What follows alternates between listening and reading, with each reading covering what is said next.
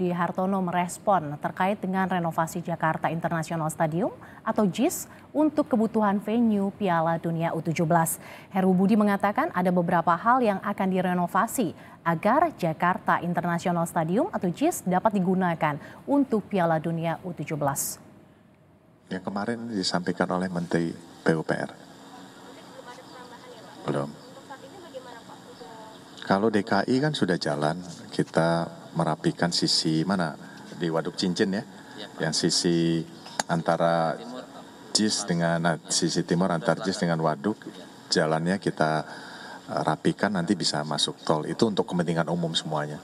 Jadi nanti masuk tol. Kemarin kan kita sudah sampaikan ke CNP, Pemda melalui wilayah kota, Pak Wali membackup itu supaya masuk tol juga bisa lewat situ.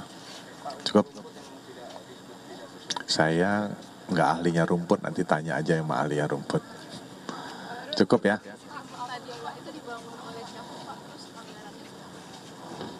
Nanti masih ada rapat lagi. Oke, cukup.